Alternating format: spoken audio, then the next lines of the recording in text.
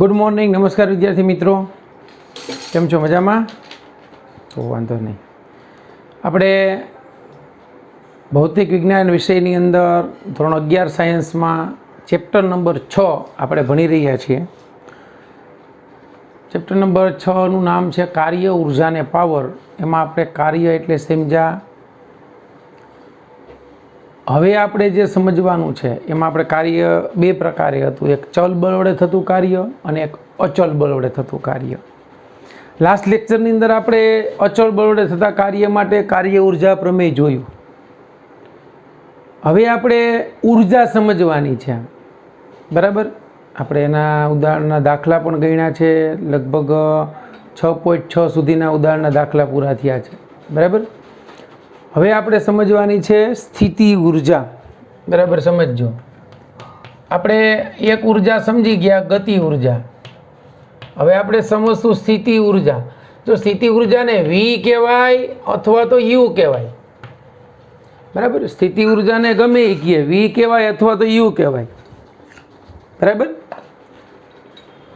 સ્થિતિ ઉર્જાને potential energy કહેવાય. કઈ કહેવાય? Potential energy. ગતિ ઉર્જાને કહેવાય કાઇનેટિક એનર્જી, બરાબર. તો એની સંજ્ઞા વી છે અથવા તો યુ છે. સ્થિતિ ઉર્જાની વ્યાખ્યા જો બરાબર સમજજો. ગતિ ઉર્જા ક્યારે હોય? પદાર્થ ગતિમાં હોય તો. એમ સ્થિતિ ઉર્જા ક્યારે હોય? તો પદાર્થ સ્થિર હોય તો, સ્થિર સ્થિતિમાં. પદાર્થના, બરાબર સમજજો, પદાર્થના સ્થાન અને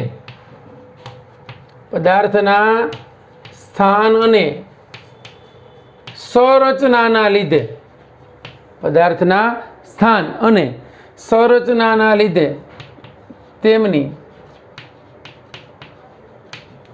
કાર્ય કરવાની ક્ષમતાને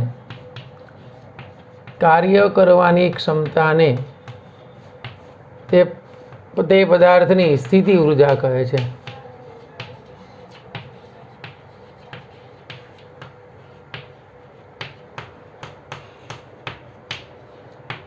બરાબર સમજો, સરસ મજાનો ટોપિક છે. પદાર્થના સ્થાન અને સંરચનાને લીધે એમની કાર્ય કરવાની જે ક્ષમતા છે એને કહેવાય એમની સ્થિતિ ઉર્જા. હવે આપણને એમ થાય પદાર્થનું સ્થાન એ શું? દાખલા તરીકે અત્યારે આ દસ્તર આની ઉપર સ્થિર છે, તો એનું સ્થાન જે છે એની સંરચના છે, એટલે એની ગોઠવણ.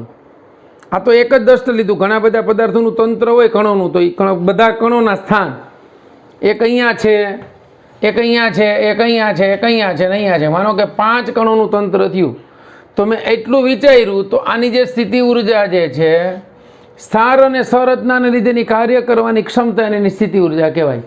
જો આનું સ્થાન બદલાય તો એની સ્થિતિ ઉર્જા બદલાશે, કે એની સંરચના, એની ગોઠવણ બદલાય તો એની સ્થિતિ ઉર્જા બદલાશે. આ દસ્તરનું આમ દબાવી દઉં તો આની સ્થિતિ ઉર્જા બદલાશે. ક્લિયર થઈ ગયું? એટલે પદાર્થના સ્થાન અને સંરચનાને કારણે એની કાર્ય કરવાની જે ક્ષમતા છે એમને એની સ્થિતિ ઉર્જા કહેવાય. કોઈ સ્પ્રિંગને તમે દબાવો એટલે સ્પ્રિંગમાં ઉર્જા સંગ્રહ પામી, જેવી તમે મૂકશો એટલી ઉર્જા મુક્ત થશે. એટલે સંગ્રહ પામીને એ એની સ્થિતિસ્થાપકીય સ્થિતિ ઉર્જા કહેવાય, અને મુક્ત કરી ગતિ ઉર્જા કહેવાય. એ જ આપણે આજે સમજવાનું છે, બરાબર છે. તો અહીંયા આપણે દાખલા તરીકે આપણે ઉદાહરણ લઈએ સરસ મજાનું, ધરતીકંપ આવે. ધરતીકંપ આવવાનું કારણ શું છે? તો આપણી પૃથ્વી છે ને એ કંઈ બધી જગ્યાએ સમતલ નથી, ક્યાંક ખાડા છે, ક્યાંક ટેકરા છે, બરાબર. ક્યાંક મોટા મોટા પર્વતો હોય, ક્યાંક મોટી મોટી ખીણો છે. હવે એ પૃથ્વીની સપાટી પર ઘણી જગ્યાએ મોટી મોટી તિરાડો છે. એ તિરાડો એટલે તિરાડ પડી ગઈ એટલે બે પડ જુદા થયા, એટલે ઉર્જા સંગ્રહ પામી. કોઈ એવો સમય આવે કે પ્લેટો એકબીજાની નજીક આવે ને ત્યારે શું થશે? સંગ્રહ પામેલી ઉર્જા મુક્ત કરે એટલે પ્લેટો હલે, આમ ભેગી થઈને ટ્રાય કરે એટલે શું થાય? કંપન આવે. એ ઘટના થઈ ધરતીકંપ, બરાબર. તો એ ધરતીકંપ આવવાનું કારણ એ જ છે કે પૃથ્વીની પ્લેટો વચ્ચે સંગ્રહ પામેલી ઉર્જા કોઈ એક સમયે મુક્ત થઈ. અહીંયા દાખલા તરીકે આ દસ્તર અહીંયા પડેલું છે, હું અહીંયા લઈ જાઉં છું, તો અહીંયા લઈ જવા માટે મેં કંઈક કાર્ય કરેલું હોય. શું હોય? એ કરેલું કાર્યમાં ઉર્જાના રૂપમાં સંગ્રહ પામ્યું. હવે અહીંથી કાંઈ ન કરું ને મૂકું તો એ નીચે વહી જાય, ભલે ગુરુત્વાકર્ષણ બળને કારણે ગયું, પરંતુ એને પ્રાપ્ત કરેલી ઉર્જા એ ગુમાવશે. સમજાણું? અહીંયા હતું ત્યારે એની પાસે સ્થિતિ ઉર્જા હતી, અહીંયા હતું ત્યારે એની પાસે ગતિ ઉર્જા. એ મતલબ ગતિ ઉર્જા મળી પાછું અહીંયા આવી ગયું. એટલે અહીંથી અહીં લઈ ગયા હતા ત્યારે કંઈક કાર્ય કરવું પડ્યું હતું, અહીંથી મૂકો છો ત્યારે નીચે આવવા માટે કંઈક કરશે. તો ઉપર ગયો ત્યાં સુધીમાં જે કાર્ય થયું ને એ સંગ્રહ પામી ઉર્જા, અને નીચે આવી ગયો ત્યારે એને શું કરી? આ પદાર્થે ઉર્જા મુક્ત કરી ગતિ ઉર્જા સ્વરૂપે. એટલે સ્થિતિ ઉર્જાનું ગતિ ઉર્જામાં રૂપાંતરણ થયું. બરાબર છે? ઓકે. અહીંયા આપણે એ જ ઉદાહરણ લઈએ. બરાબર? દાખલા તરીકે આ પૃથ્વીની સપાટી છે, આ પૃથ્વીનું કેન્દ્ર છે, આ પૃથ્વીની ત્રિજ્યા છે, રેડિયસ ઓફ અર્થ. એ તમને ખબર છે રેડિયસ ઓફ અર્થ 6400 કિલોમીટર છે. કેટલી? પૃથ્વીની ત્રિજ્યા 6400 કિલોમીટર છે. આ પૃથ્વીનું માસે કંઈક છે, પૃથ્વીનું માસ છે 6 × 10⁻24 કિલોગ્રામ. હવે બરાબર સમજો, આ પૃથ્વીની સપાટી પર આ જે સપાટી છે ને એની પૃથ્વીની સંદર્ભ સપાટી કહેવાય. શું કહેવાય? ધ્યાન આપજો, રેફરન્સ સરફેસ, સંદર્ભ સપાટી. અહીંથી હું એક એમ દળના પદાર્થને અહીંયા સુધી લઈ જાઉં છું. આ પદાર્થનું દળ એમ છે, લઈ ગયો. કેટલે લઈ ગયો? h જેટલી ઊંચાઈએ. ત્રીજા ચેપ્ટરમાં આપણે એવું બધું ભણ્યા છીએ. અને h જેટલી ઊંચાઈએ લઈ ગયો છું તો આ સંદર્ભ સપાટીથી ઉપર તરફની ઊંચાઈઓ ધન થશે, નીચે તરફની ઊંચાઈઓ ઋણ થશે. હું આને સંદર્ભ સપાટી ગણું તો અહીંથી નીચેની ઊંચાઈ ઋણ લખીશ, ઉપરની ઊંચાઈ ધન લખીશ. આ સંદર્ભ સપાટીથી આ પદાર્થને ઉપરની તરફ લઈ ગયો તો આ એમ દળના પદાર્થનું, બરાબર સમજો, એમ દળના પદાર્થનું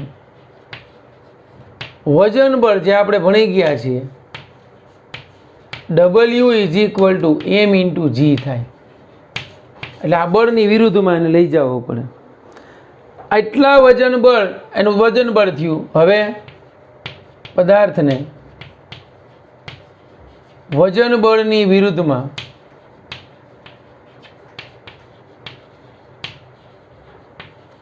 h જેટલી ઊંચાઈએ લઈ જાવો છે. ક્યાં? h જેટલી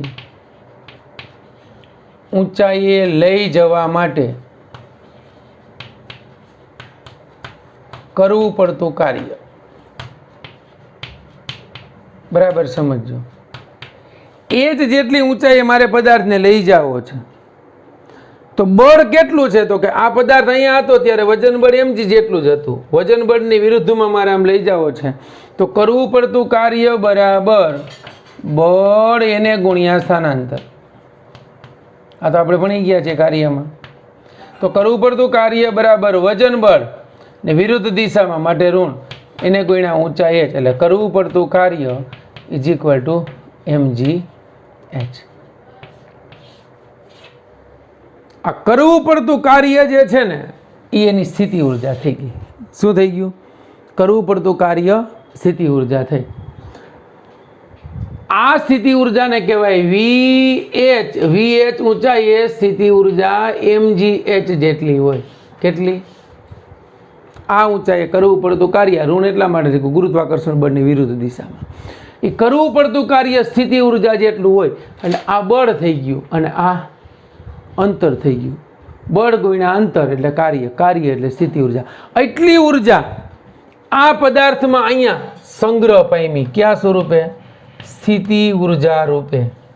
સ્થિતિ ઉર્જા સ્વરૂપે સંગ્રહ પામી. અહીંથી કરેલા કાર્ય જેટલી ઉર્જા સંગ્રહ પામી. એટલે આ mgh એ એમ દળના પદાર્થની, mgh એ એમ દળના પદાર્થની h જેટલી ઊંચાઈએ, h જેટલી ઊંચાઈએ સ્થિતિ ઉર્જા થઈ.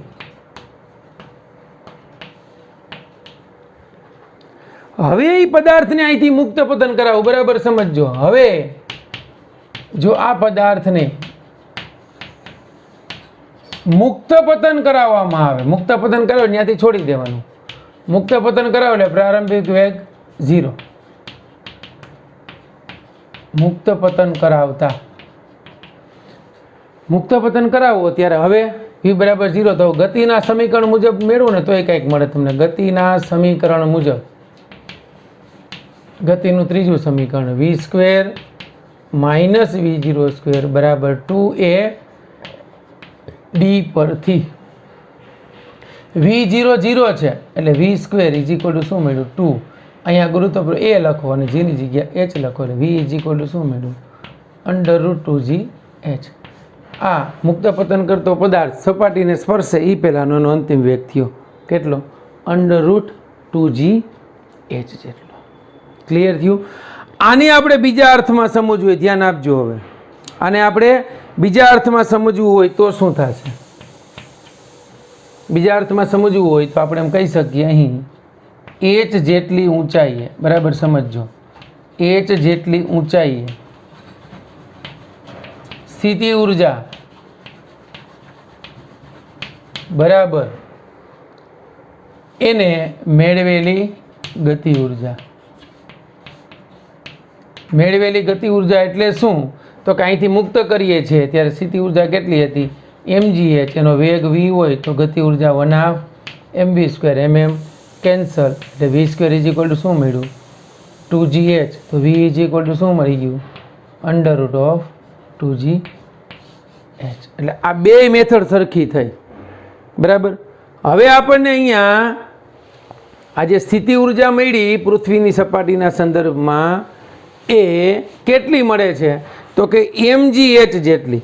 એ સ્થિતિ ઉર્જા આપણને એટલી મળી vh આપણે લખ્યું હતું ને mgh. આ ઋણ શું કામ લખ્યું હતું? ગુરુત્વાકર્ષણ બળની વિરુદ્ધ દિશામાં. હવે આ જે સમીકરણ છે ને એનું વિકલન કરવું ઊંચાઈની અંતરની સાપેક્ષે dv/dh આ mg અને h નું વિકલન ઘાત આગળ ઘાતમાં એકનો ઘટાડો એટલે h 0 અહીં થઈ ગયું ને, આમ થશે આમ ઘાત આગળ 1 h ની 0 ઘાત અને આનું વિકલન પાછું 1 થાય એટલે આ આવશે mg ખાલી. એટલે આ સ્થિતિ ઉર્જા આ જે મળ્યું ને એને કહેવાય સ્થિતિ ઉર્જાનો પ્રચલન. શું કહેવાય? સ્થિતિ ઉર્જાનો પ્રચલન એટલે ફેરફાર. પ્રચલન એટલે શું? ધ્યાન આપજો. પ્રચલનની વ્યાખ્યા આપું છું. પ્રચલન એટલે કોઈ પણ રાશિનું અંતરની સાપેક્ષે વિકલન. કોઈ પણ રાશિનું અંતરની સાપેક્ષે વિકલન એટલે તે રાશિનો પ્રચલન. સમજાણું? તો અહીંયા અંતર હોય, ઊંચાઈ હોય કે સ્થાનાંતર હોય, જે હોય, અહીંયા આપણે સ્થિતિ ઉર્જાનું વિકલન કર્યું છે કેની સાપેક્ષે? ઊંચાઈની સાપેક્ષે. માટે આને કહેવાય સ્થિતિ ઉર્જાનો પ્રચલન. શું કહેવાય? હવે માનો કે હું આમ લખું dv/dx તો વેગનું અંતરની સાપેક્ષે, તો આને કહેવાય વેગ પ્રચલન. શું કહેવાય? સમજાણું? હવે માનો કે હું આમ લખું વિદ્યુત ક્ષેત્રનું અંતરની સાપેક્ષે વિકલન, તો આને કહેવાય વિદ્યુત ક્ષેત્રનો પ્રચલન. આ યાદ રાખજો, 12માં આવશે એવું બધું. પ્રચલન એટલે કોઈ રાશિનું અંતરની સાપેક્ષે વિકલન. તો આ રાશિનું અંતરની સાપેક્ષે વિકલન કરો ગુરુત્વાકર્ષણ બળની વિરુદ્ધમાં એટલે આ dv/dh આ તો વજન બળ થઈ ગયું. તો આપણે એમ કહી શકીએ f, જેમ કે તમને સમીકરણ આપ્યું છે f d/dh of v of h -mg. -mg શું કામ હે? તો કે પદાર્થને ગુરુત્વાકર્ષણ બળની વિરુદ્ધમાં લઈ જવો છે કાર્ય કરી, તો એટલી બળ જે છે એની વિરુદ્ધમાં આપણે લગાડવું પડે. અને ત્યાંથી મુક્ત પતન કરો તો શું થશે? એ આ સમીકરણ મુજબ આપણને એનો અંતિમ વેગ એટલો મળે. જો આપણે h ઊંચાઈએ ની સ્થિતિ ઉર્જા એટલી હોય તો મેળવેલી ગતિ ઉર્જા બરાબર 1/2 mv² થાય. શું કામે? તો કે આ પદાર્થને અહીંથી આમ લઈ ગયા ત્યારે અહીં સ્થિતિ ઉર્જા સંગ્રહ પામી, પછી ધીમે ધીમે ગતિ ઉર્જા વધે અહીંયા પહોંચી ગયું ત્યારે ગતિ ઉર્જા પાછી કેવી થઈ ગઈ? શૂન્ય થઈ ગઈ. સમજાણું? તો પાછી પદાર્થ જે છે જે સપાટી હોય ને, જે ઊંચાઈ કે જે અંતરે ન્યાયની સ્થિતિ ઉર્જા આપણે લેવાની હોય, બરાબર છે, તો એ સ્થિતિ ઉર્જા h જેટલી ઊંચાઈએ આપણે લઈએ તો mgh થાય. અહીં પૃથ્વીની સપાટીને ધ્યાન આપજો, સંદર્ભ સપાટી તરીકે લેતા. કેવી? પૃથ્વીની સપાટીને સંદર્ભ સપાટી તરીકે લેતા ત્યાં સ્થિતિ ઉર્જા શૂન્ય લેવામાં આવે છે. એટલે સંદર્ભ સપાટી પાસે સ્થિતિ ઉર્જા હંમેશા કેવી હશે? શૂન્ય. સંદર્ભ સપાટી ગમે ને લઈ શકો. માનો કે હું નીચે જમીન ઉપરથી કોઈ વસ્તુ ઉપાડું તો એ સંદર્ભ સપાટી, ત્યાં સ્થિતિ ઉર્જા 0. એની જગ્યાએ એટલી ઊંચાઈથી લઉં તો આને સંદર્ભ ગણું છું તો અહીંયા 0. હું અહીંથી આમ લઈ જાઉં તો એને સંદર્ભ ગણું તો એ 0. સંદર્ભ સપાટી એટલે પદાર્થને ગતિની શરૂઆત ત્યાંથી કરાવો એ સંદર્ભ સપાટી તરીકે લઈ શકો. અને સંદર્ભ સપાટી અત્યારે આપણે પૃથ્વીની સપાટીને સંદર્ભ સપાટી તરીકે લઈએ તો ત્યાં સ્થિતિ ઉર્જા કેટલી લેવામાં આવે છે? શૂન્ય લેવામાં આવે. બરાબર. હવે વાત રહી ગુરુત્વાકર્ષણ બળને કારણે ગુરુત્વ પ્રવેગની. હવે ગુરુત્વ પ્રવેગ g, આ ગુરુત્વ પ્રવેગ g છે એ પૃથ્વીની સપાટી પર સમાન છે. પૃથ્વીની ત્રિજ્યા 6364 કિલોમીટર છે, પણ પૃથ્વીની સપાટીથી લગભગ 10, 20, 30 કિલોમીટર સુધી ગુરુત્વ પ્રવેગમાં કાંઈ ફેર પડતો નથી. એટલે વજન બળ કોઈ પણ પદાર્થ માટે હશે તેમાં જાજો કાંઈ ફેર પડશે નહીં. ક્લિયર થયું બાળકો? ચાલો એટલું તમે જોઈ લ્યો. પછી આપણે યાંત્રિક ઉર્જા સંરક્ષણનો નિયમ જે છે એ સમજીએ અને આ સપાટી પરથી બળ જે છે, સ્થિતિ ઉર્જાનો પ્રચલન અને બળ વચ્ચેનો સંબંધ એ આપણે તારવીએ. બરાબર છે? ચાલો ઓકે. હવે આપણે બાળકો હમણાં એક સંબંધ જોયો આપણે કે ભાઈ જો સ્થિતિ ઉર્જા છે ને એ h જેટલી ઊંચાઈ mgh જેટલી હોય. બરાબર. સ્થિતિ ઉર્જાનું તમે વિકલન કરો ને એટલે આને કહેવાય સ્થિતિ ઉર્જાનો પ્રચલન ઇઝ ઇક્વલ ટુ -mg થઈ ગયું. -mg એટલે શું થઈ ગયું? બળ F. બરાબર. આ F જે છે આપણે એવું વિચારીએ કે કોઈ પણ પદાર્થની સ્થિતિ ઉર્જા ક્યારે હોય? આ દસ્તરને હું પકડી રાખ્યો એટલે મતલબ અહીંયા કંઈક બાહ્ય બળ છે, એટલે સ્થિતિ ઉર્જા છે. જેવું બાહ્ય બળમાંથી મુક્ત કરીશ ને એવી એ ગતિ ઉર્જામાં રૂપાંતરિત થઈ જાય. એટલે સ્થિતિ ઉર્જા ક્યારે હાજર હોય? તો કે બાહ્ય બળ હોય, તો કંઈક બળ દ્વારા જકડાયેલો પદાર્થ હોય ને તો જ એને સ્થિતિ ઉર્જા હોય, બાકી સ્થિતિ ઉર્જા ન હોય. આપણે દરેક પદાર્થની સ્થિતિ ઉર્જા છે કારણ કે આપણે કોઈને કોઈ બળ સાથે સંકળાયેલા છીએ. બરાબર છે? એટલા માટે આપણે સ્થિતિ ઉર્જા છે. પણ જેવું બળ દૂર કરો ને એટલે સ્થિતિ ઉર્જા ગતિ ઉર્જામાં રૂપાંતરિત થાય. તો આપણે એવું વિચારીએ અહીંયા, બરાબર, કે કોઈ એક પરિમાણમાં ગતિ કરતો હોય પદાર્થ છે. બરાબર. ત્યારે ધારો કે એની સ્થિતિ ઉર્જા Vx હોય. આ સ્થિતિ ઉર્જા એક પરિમાણમાં ગતિ કરતા પદાર્થની સ્થિતિ ઉર્જા છે. તો આપણે એના માટે બળ લખવું હોય તો બળ Fx ઇઝ ઇક્વલ ટુ, તો આપણે જે આગળ સૂત્ર મુજબ આ જે સૂત્ર મુજબ ગણો તો આ બળ F ઇઝ ઇક્વલ ટુ શું થાય? માઇનસ dv એના છેદમાં dx લીધું. અને આ સ્થિતિ ઉર્જા x ઉપર આધારિત છે એટલે x નો વિધેય છે. બરાબર. હવે આ તમે લખો તો આમ લખી શકીએ હજી કે minus dv is equal two fx into dx. આ સમીકરણનું આપણે સંકલન કરીએ. બરાબર. તો આનું સંકલન થશે v સ્થિતિ ઉર્જાનું, આ શરૂઆતની સ્થિતિ ઉર્જા vi, આ અંતિમ સ્થિતિ ઉર્જા vf is equal two f એ એક્સનું વિધેય છે, આનું x, આ જે છે એનું ઇનિશિયલ xi થશે, આ એનું ફાઇનલ xf થશે.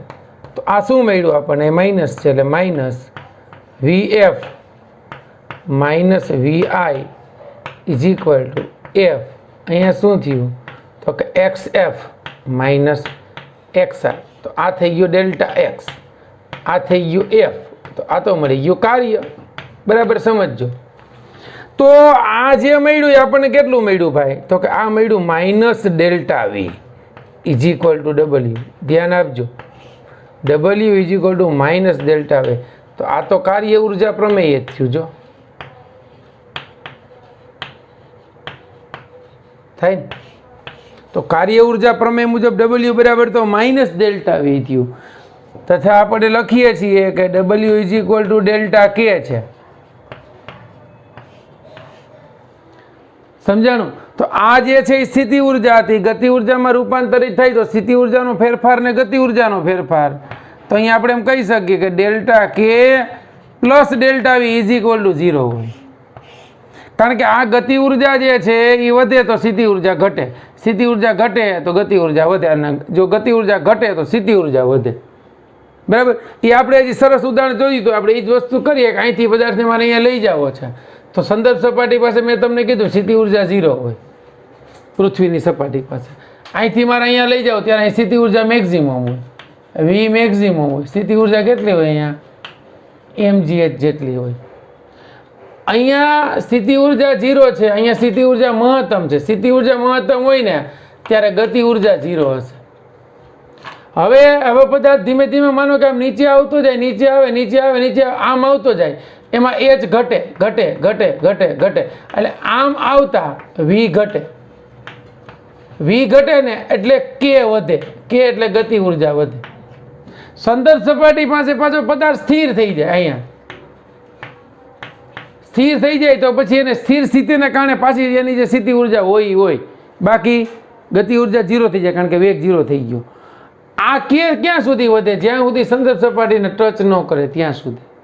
એટલે હવે આપણને ખબર પડી કે આમ જાય ને પદાર્થ ત્યારે વી વધે અને કે ઘટે. જો પદાર્થ ઉધ્વ દિશામાં જાય ત્યારે એનો ધીમે ધીમે ધીમે ગતિ ઉર્જા ઘટતી જાય, એ આપણને ખબર છે. ગતિ ઉર્જા એટલે શું? તો આપણને ગતિ ઉર્જાનું સૂત્ર ખબર જ છે, કે બરાબર 1/2mv². પદાર્થ જેમ જેમ ઉપર જશે, આમ ઉપર જાય એમ વેગ ઘટશે. આ વી વેગ છે. વેગ ઘટે એટલે કે ઘટે, અને કે ઘટે પરંતુ વી વધે. આ વી એટલે આ વેગ નથી, આ એની સ્થિતિ ઉર્જા, પોટેન્શિયલ એનર્જી છે. મહત્તમ ઊંચાઈએ વેગ 0 થઈ જાય, એટલે અહીંયા મહત્તમ ઊંચાઈએ કોઈ પણ પદાર્થ જે છે ને મહત્તમ ઊંચાઈ પ્રાપ્ત કરે, કોઈ પણ પદાર્થ મહત્તમ ઊંચાઈ પ્રાપ્ત કરે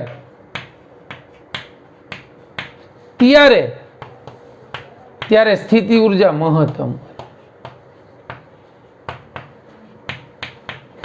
સ્થિતિ ઉર્જા મહત્તમ એટલે ગતિ ઉર્જા લગભગ 0 હોય. બરાબર છે. આ મેં લખ્યું છે કે ગતિ ઉર્જા અને સ્થિતિ ઉર્જાનો સરવાળો હંમેશા શૂન્ય હોય, એટલા માટે કે અહીંયા ઉર્જા હતી સ્થિતિ ઉર્જા જેટલી જ હતી, ત્યાં ગતિ ઉર્જા 0 હતી. અહીંયા આવે છે ત્યારે અહીં પદાર્થની કંઈક અહીંયા જ્યારે પહોંચવા આવે છે ત્યારે એની ગતિ ઉર્જા મહત્તમ હશે, સ્થિતિ ઉર્જા લગભગ 0 હશે. કારણ કે સંદર્ભ સપાટી પાસે સ્થિતિ ઉર્જા કેટલી લઈએ છીએ? 0 લઈએ છીએ. બરાબર. તો આવું જે હોય તો મતલબ કે આવા સ્થાન આધારિત બળો હોય. બરાબર સમજો. આવા માત્ર સ્થાન આધારિત બળો,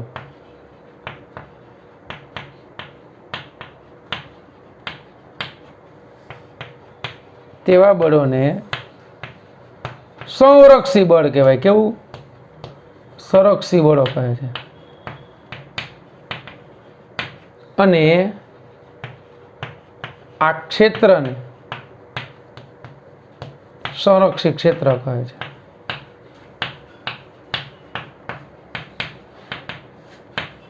એટલે મતલબ આપણે કહેવાનું એટલું છે કે આ ગુરુત્વાકર્ષી ક્ષેત્ર છે ને એ સંરક્ષી ક્ષેત્ર છે.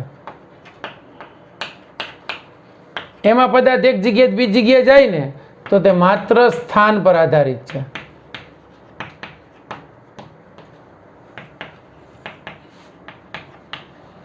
સ્થાન ઉપર આધારિત હોય કે સ્થાન ક્યાંથી ક્યાં ગયું, અહીંથી વાં. તો દાખલા તરીકે કોઈ પદાર્થ જે છે, બરાબર સમજો, આ સંદર્ભ સપાટી છે, અહીંયા હતો, કેટલી ઊંચાઈએ? h1 ઊંચાઈ હતો, અને અહીંયા આવ્યો તો કેટલી ઊંચાઈ ગયો? h2 ઊંચાઈ ગયો. તો ખરેખર આ તફાવત કેટલો થયો? h2 - h1. સ્થાન આધારિત વિધેય હોય તો અહીંથી અહીં સુધી કેટલું કાર્ય કરવું પડ્યું? તો કે mg h2 - h1. આને એની સ્થિતિ ઉર્જા કહેવાય. કરેલું કાર્ય સ્થિતિ ઉર્જા રૂપે સંગ્રહ પામ્યું, એ પાછું ગતિ ઉર્જામાં રૂપાંતરિત થાય જો ત્યાંથી બળ મુક્ત કરવામાં આવે તો. બરાબર છે. તો આ વાત થઈ સ્થિતિ ઉર્જા અને ગતિ ઉર્જાની. મતલબ હવે આપણને ખબર પડી ગઈ ભાઈ કે પોટેન્શિયલ એનર્જી જે છે અથવા તો સ્થિતિ ઉર્જાનો તફાવત જે છે એ કરવા પડતા કાર્ય જેટલો જ હોય, પણ કેવો હોય? ઋણ. અને ગતિ ઉર્જાનો તફાવત કેટલો હોય? ધન, અને આ બેયનો સરવાળો હંમેશા શૂન્ય હોય. બરાબર. આ આપણને એક સરસ મજાના નિયમ તરફ લઈ જાય છે. એ નિયમ આપણે હવે સમજશું. એ નિયમ છે યાંત્રિક ઉર્જા સંરક્ષણનો નિયમ. બરાબર. ખૂબ જ અગત્યનો છે ભૌતિક વિજ્ઞાનની અંદર યાંત્રિક ઉર્જા સંરક્ષણનો નિયમ. આ જોઈ લ્યો પછી આપણે સમજીએ. ચાલો બાળકો, હવે આપણે યાંત્રિક ઉર્જાનું સંરક્ષણ આપણો આ ટોપિક સમજીએ.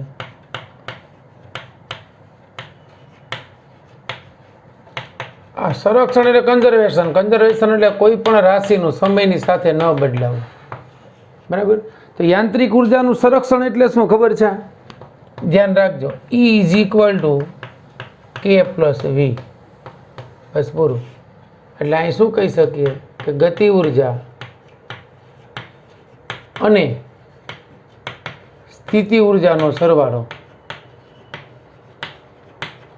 ગતિ ઉર્જા અને સ્થિતિ ઉર્જાનો સરવાળો બરાબર યાંત્રિક ઉર્જા. બસ વાત પૂરી. ગતિ ઉર્જા અને સ્થિતિ ઉર્જાનો સરવાળો બરાબર એની યાંત્રિક ઉર્જા. એ હંમેશા અચળ હોય. હંમેશા અચળ હોય એની મતલબ શું? તો કે યાંત્રિક ઉર્જા હંમેશા અચળ હોય. કોઈ પણ તંત્ર લ્યો એમાં ગતિ ઉર્જા અને સ્થિતિ ઉર્જાનો સરવાળો અચળ હોય. અચળ એટલે હવે જો ગતિ ઉર્જા ઘટશે તો સ્થિતિ ઉર્જા વધશે, સ્થિતિ ઉર્જા ઘટશે તો ગતિ ઉર્જા વધશે, પણ એ અચળ રહેશે. હવે આપણે એવું વિચારીએ, હવે જો કોઈ એક પદાર્થ આપણે વિચારીએ કોઈ એક તંત્ર માટે કે એફ બળની અસર હેઠળ, જો બળ એફની અસર હેઠળ ધ્યાન આપજો ડેલ્ટા એક્સ જેટલું સ્થાનાંતર થતું હોય,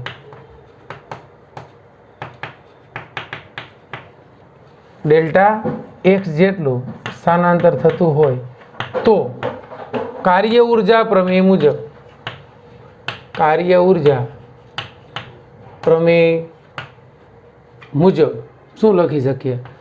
W is equal to delta K is equal to F into delta x. બરાબર. તથા સંરક્ષી બળ માટે સ્થિતિ ઉર્જા આપણે લખ્યું હોય ડેલ્ટા એક્સ જેટલા સ્થાનાંતર માટે. સંરક્ષી બળ માટે W ઇઝ ઇક્વલ ટુ આમાં લખે છે માઇનસ ડેલ્ટા વી, અને માઇનસ ડેલ્ટા વી એટલે શું થઈ ગયું? Minus F into delta x થયું. તો એક જે છે કાર્ય ઉર્જા પ્રમેય સ્થિતિ ઉર્જાનો ફેરફાર અને ગતિ ઉર્જાનો ફેરફાર થાય. તો અહીંયા સંરક્ષી ક્ષેત્રની અંદર આ સમીકરણ પરથી આપણે એમ લખી શકીએ કે અહીં delta K plus delta V is equal to, તો આવું થયું F delta X minus F delta X is equal to 0 થઈ ગયું. મેં તમને આગળ કીધું ને કે ગતિ ઉર્જા અને સ્થિતિ ઉર્જાનો ફેરફારનો સરવાળો હંમેશા 0 હોય, કારણ કે delta K is equal to F D X થાય તો delta V is equal to minus F delta X થાય. તો બેયનો સરવાળો કર્યો એનો મતલબ એવો થયો કે delta K minus delta V is equal to 0. સ્થિતિ ઉર્જા અને ગતિ ઉર્જાનો ફેરફારનો સરવાળો હંમેશા શૂન્ય હોય, હંમેશા શૂન્ય હોય. અહીંયા સ્થિતિ ઉર્જાનો ફેરફાર તમે ગણો એટલે delta K plus delta U is equal to શૂન્ય મળ્યું. એટલે આમ કહી શકાય delta K is equal to minus delta V થાય. એટલે એક ધન હશે એક ઋણ હશે. આ વધશે તો આ ઘટશે, આ ઘટશે તો આ વધશે, પરંતુ એનો સરવાળો હંમેશા કેવો રહે? અચળ રહે. એના પરથી આપણે આમ કહી શકીએ ડેલ્ટા કોમન કાઢો તો K plus V is equal to 0. તો આ નિયમ આવી ગયો K plus V is equal to E, એટલે યાંત્રિક ઉર્જા આ હંમેશા અચળ હોય. કોઈ પણ તંત્ર માટે એની યાંત્રિક ઉર્જા અચળ હોય. ગતિ ઉર્જા વધે તો સ્થિતિ ઉર્જા ઘટે, સ્થિતિ ઉર્જા વધે તો ગતિ ઉર્જા ઘટે. રેડી?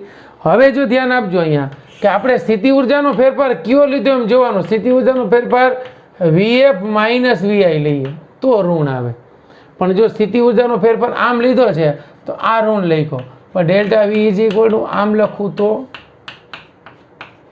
આ ધન થઈ ગઈ. કેટલા માટે ડેલ્ટા વી લીધું? ધન લેવાનું કારણ એ છે કે આપણે પ્રારંભમાંથી અંતિમ બાદ કરો તો પછી ઋણ નહીં આવે. સમજાણ? ઓકે. હવે આ સ્થિતિ ઉર્જાની વાત થઈ, ગતિ ઉર્જાની વાત થઈ. હવે માનો કે મારે ગણવું હોય શરૂઆતમાં, તો શરૂઆતમાં કોઈ પદાર્થની ગતિ ઉર્જા KI છે, બરાબર. અંતિમ ગતિ ઉર્જા KF છે. શરૂઆતની સ્થિતિ ઉર્જા VI છે, અંતિમ ઉર્જા VF છે, બરાબર. તો યાંત્રિક ઉર્જા સંરક્ષણના નિયમ મુજબ શું થાય બોલો? તો યાંત્રિક ઉર્જા સંરક્ષણના નિયમ મુજબ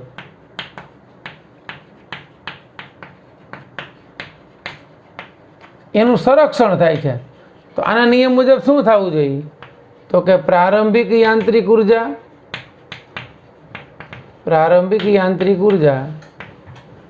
ઇઝ ઇક્વલ ટુ અંતિમ યાંત્રિક ઉર્જા થવું જોઈએ. તો પ્રારંભિક યાંત્રિક ઉર્જા એટલે શું ભાઈ? તો કે આ ઈ ઇનિશિયલ અને આ EF ફાઇનલ. તો EF એટલે E એટલે શું છે? તો કે K પ્લસ V. તો K initial plus V initial is equal two K final plus VF, બરાબર. શરૂઆતની ગતિ ઉર્જા અને સ્થિતિ ઉર્જાનો સરવાળો બરાબર અંતિમ ગતિ ઉર્જા અને સ્થિતિ ઉર્જાના સરવાળા જેટલો હોય છે. ઘણી વખત વીની હારે H લીધો હોય કે X લીધો હોય તો કાંઈ વાંધો નહીં, કારણ કે એના સ્થાન ઉપર આધારિત છે, બરાબર છે બાળકો. તો આ જે છે યાંત્રિક ઉર્જા સંરક્ષણનો નિયમ, બરાબર, એ જે છે એ આપણને ગણતરીઓની અંદર ખૂબ જ ઉપયોગી છે, દાખલાઓમાં, બરાબર. એને રિલેટેડ આપણે એક દાખલો અને એક એની જે સમજૂતી છે એના વિશેની ચર્ચા આપણે નેક્સ્ટ લેક્ચરમાં કરીશું. આ લેક્ચર અહીં સુધી રાખીએ છીએ, બરાબર. Best of luck.